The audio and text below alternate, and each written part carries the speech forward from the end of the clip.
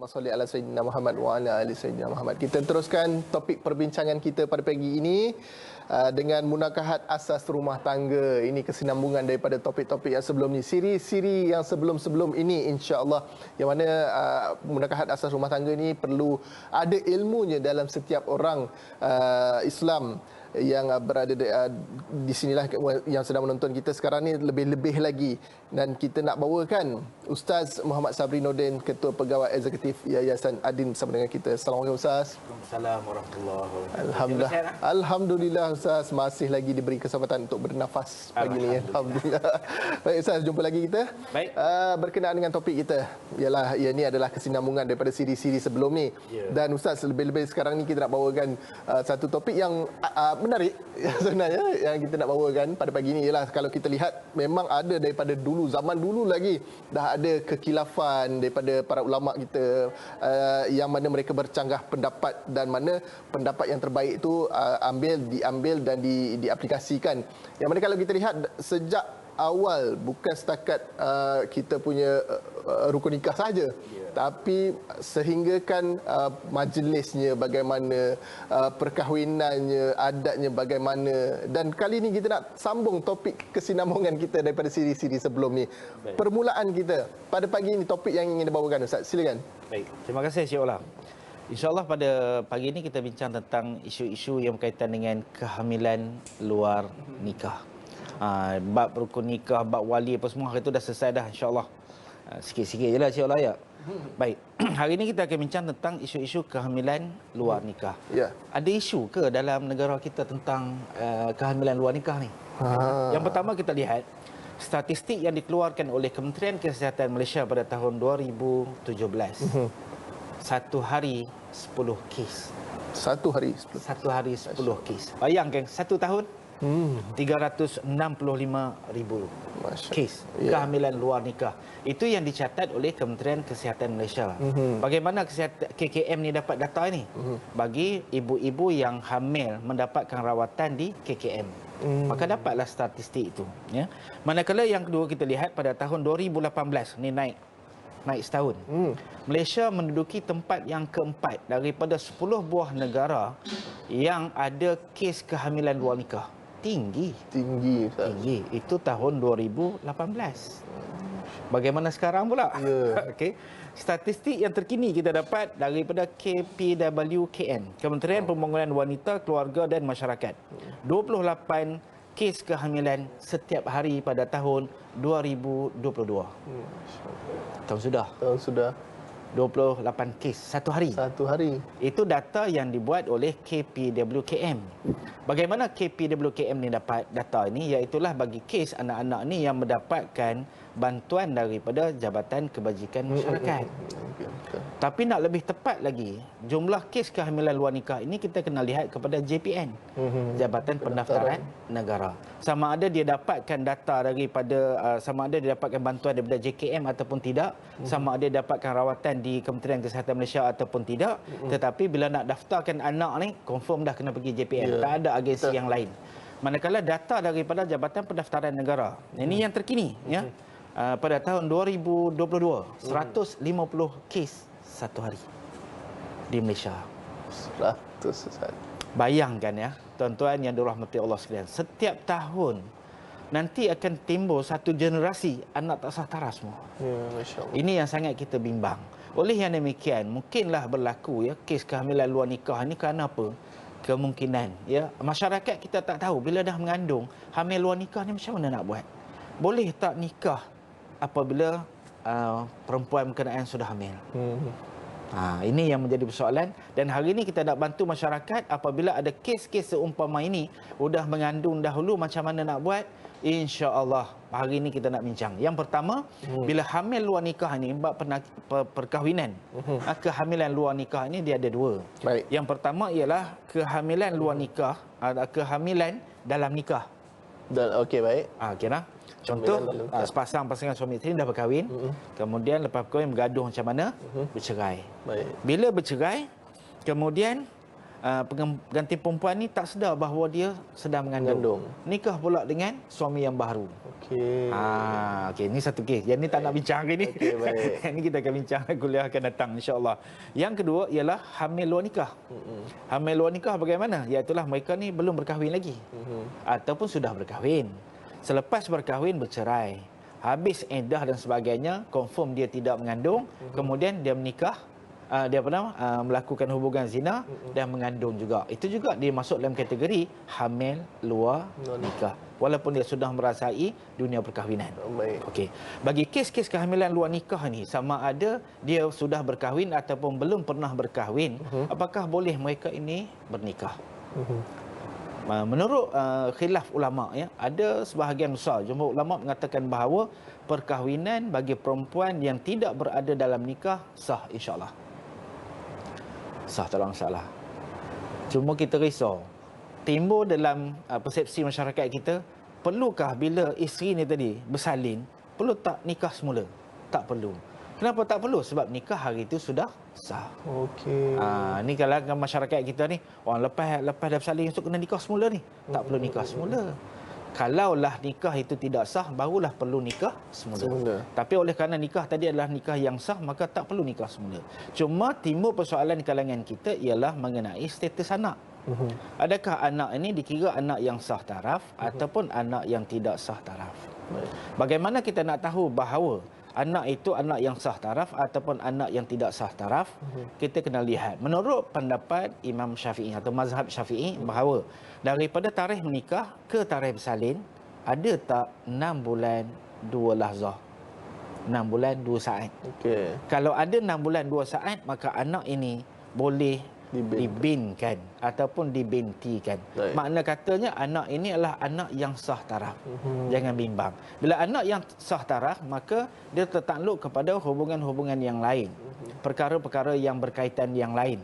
Contohnya, apakah hubungan anak ini dengan adik-beradik yang lain? Boleh tak anak ini bersalam dengan adik-beradik yang lain? Contoh, lepas dia bersalin, kemudian maknya dapat lagi anak nombor 2, nombor 3 dan sebagainya, tapi anak yang nombor 2, nombor 3 dan sebagainya tadi adalah dalam tempoh perkahwinan. Maka boleh tak anak ini bergaul dengan mereka? So tak ada masalah.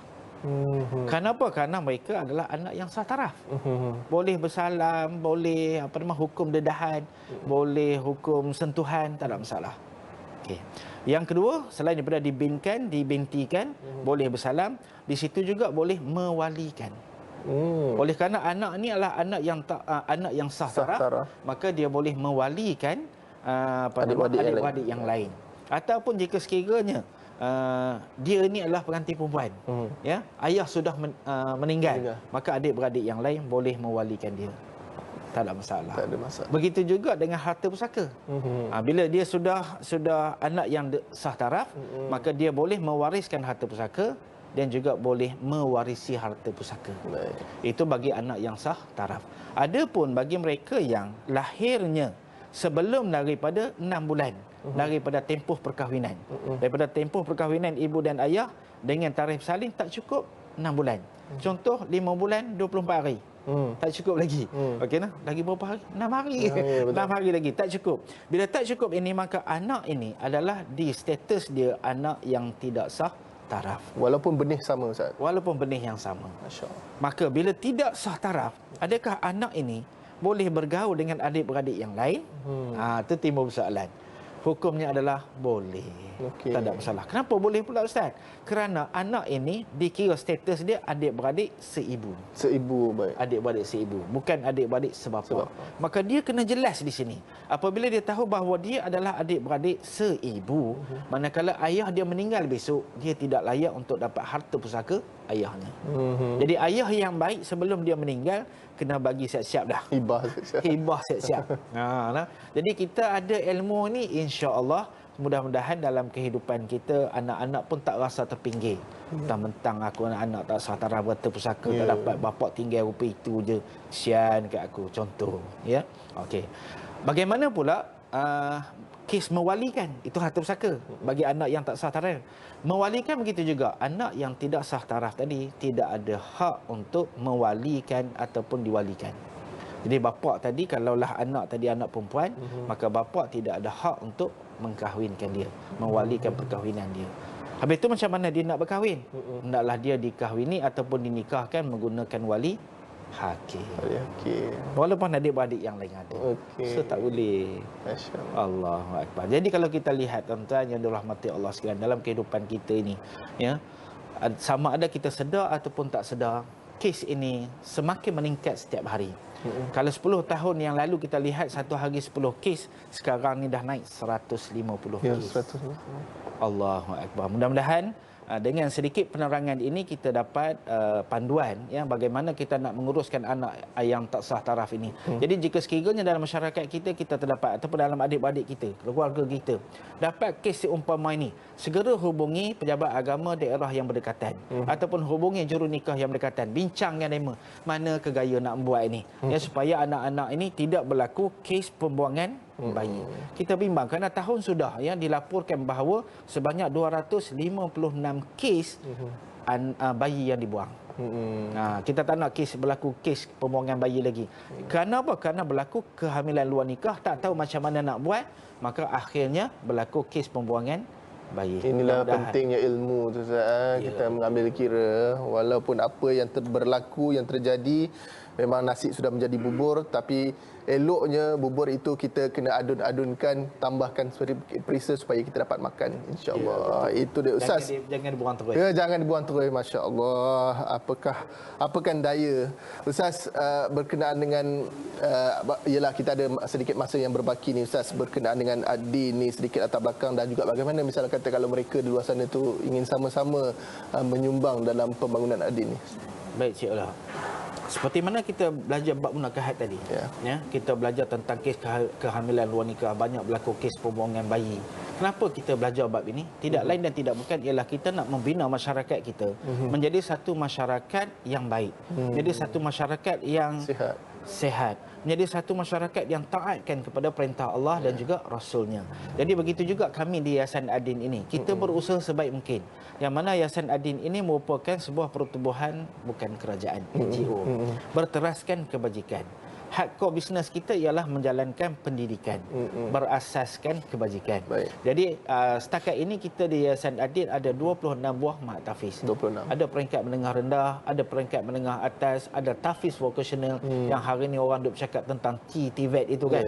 Ya, kita juga ada college ataupun program menawarkan program diploma tafiz Al-Quran dan Al-Qiraat. Insya-Allah kita sedang berangka untuk keluarkan juga ya, menawarkan juga program diploma matematik di kalangan pelajar-pelajar tahfiz ini dengan kerjasama UPSI, Universiti Pendidikan Sultan Idris. Jadi bagaimanakah kita nak menguruskan ya sebanyak 26 buah mak tahfiz ini? Tidak lain dan tidak bukan, semuanya adalah hasil daripada wakaf, sumbangan, infak dan derma daripada tuan-tuan yang dirahmati Allah sekalian. Ya, jadi kami menyerulah pada pagi ini, marilah tolong bersama-sama dengan kami. Kita ada 125 orang pelajar asnaf yang mana anak-anaknya sangat memerlukan bantuan daripada tuan-tuan. Bayangkan kalau anak ni 125 orang tak bayar yuran, ya, makan minum mereka kita kena berikan juga, penginapan mereka kita kena sediakan juga, ya. Bagaimanakah kami nak menampung ini? Tidak lain tidak bukan, ya tuan-tuan, marilah bersama-sama kami. Ambillah nombor akaun yang tertera di kaca TV anda, ada QR code tadi itu, scanlah QR code itu, ya, yang itu boleh tuan-tuan buat sumbangan secara bulanan tanpa perlu tiap-tiap bulan dapat gaji baru kita nak bayar. Ini sekali isi dia tuan-tuan, terus selama-lamanya, selama mana tuan-tuan tidak mendaftar untuk menamatkan sumbangan tadi, maka sumbangan tuan-tuan berjalan tangan kanan yang memberi, tangan kiri tidak mengetahui. Wallahu Masya-Allah, kita doakan yang terbaik, semoga segala urusan dimudahkan Allah. Insya-Allah, ucapkan jutaan terima kasih kepada Ustaz Muhammad Sabri Nordin, Ketua Pegawai Eksekutif Yayasan Adin bersama dengan kita. Terima kasih sekali Ustaz. Sama-sama. Alhamdulillah, dan kepada anda teruskan bersama kami. Kita jumpa selepas ini dalam Assalamualaikum. Assalamualaikum.